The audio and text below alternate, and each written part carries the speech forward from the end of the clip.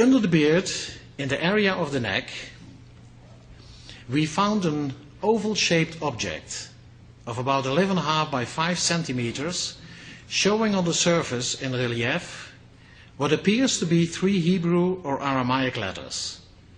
The letters used in both alphabets are similar. Pursuant to this finding, we did 2 follow-up studies.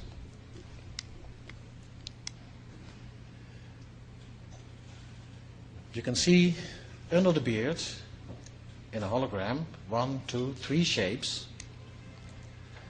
Here you can see them again with the shape of something, 1, 2, 3. And on this photograph, it is pretty clear, 1, 2, 3, with here the shape of an object.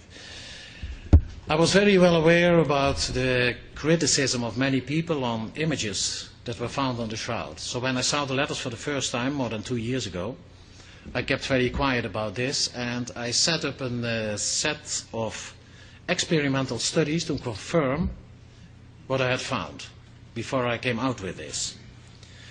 So first of all, what I did was this.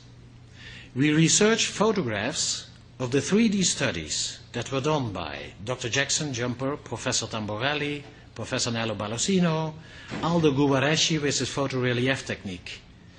They all contained the vertical relief properties observed in the hologram, confirming the presence of an object under the beard. Here you can see the work that was done by Aldo Guareschi with the photorelief technique. And you can see that there is clearly here a vertical relief. The same like you see in the face, or the same like all protruding parts here, or the fingers, or whatever. In every 3D study, it shows up right away. There's a vertical relief here.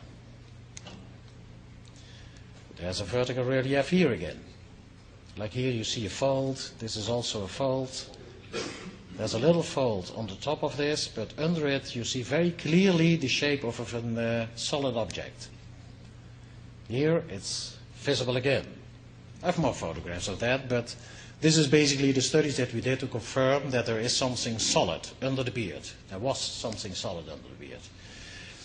This is the copper image that is in the Museo della Sindone in Turin, specially made for blind people. And here you can see very clearly that there's a vertical relief.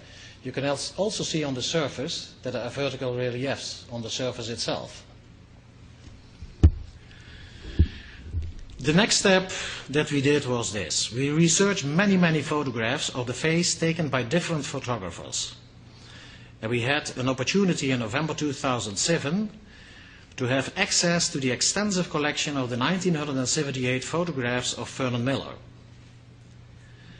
The photographs of Vernon Miller were donated by Vernon to Tom Di Muola in Raleigh, and he made them accessible to us. Many of these photographs showed the oval outline of the object, and several of them the shape of the 3D letters. According to photographic experts that we consulted, the reason the letters are visible in some photos and not others, but the shape in others, could be due to differences in depth of field resulting from different lighting conditions and aperture settings chosen by the photographers. Here you get a series of photographs. For this you need your 3D glasses. This is a 3D study, I forgot to mention this. This is a 3D study that we did, specifically concentrating on the neck area. So don't look at the rest of the face, but you can see really like floating in the air, something 3D with 1, 2, 3 letters. Now you can take off your glasses again. I have a sequence of photographs where you can see that there is grayscale information here. Here again, there's always the grayscale information here.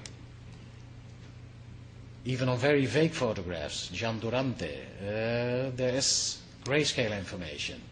Here again, there's the grayscale information here under the beard.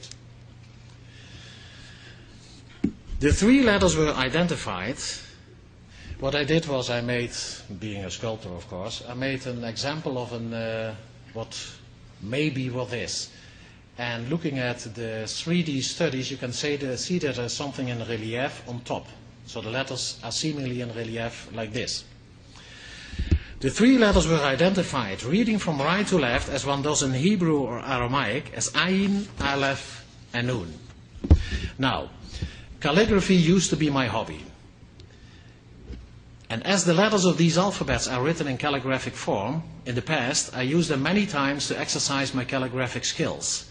So I was very familiar with the shape of the letters. That's why I recognize these letters, because normally if you don't know the alphabet you wouldn't even recognize it. However, I do not read Hebrew or Aramaic, so in October of last year, being in Jerusalem, I consulted experts in Old Hebrew and Aramaic. They showed me the two most consulted Hebrew and Aramaic dictionaries, a comprehensive etymological dictionary of the Hebrew language for readers of English by Ernest Klein, and a dictionary of the Targum, the Talmud Babli, and Yerushalmi, and the Midrashic literature by Marcus Yastrov.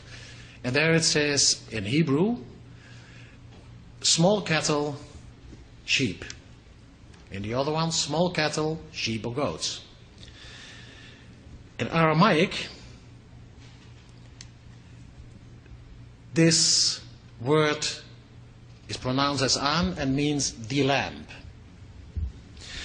An example of that is, for example, in the translation from Hebrew to Aramaic of Psalm 119, verse 176. Ibn Ezra, famous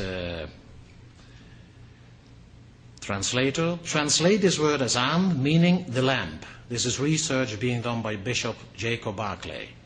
So the Aramaic word Ayin Aleph Nun means the lamb.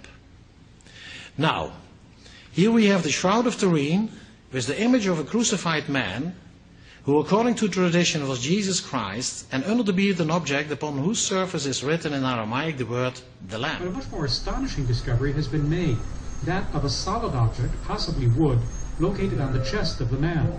Written on the object is the Hebrew word for lamb. Jesus Christ is otherwise known as the Lamb of God.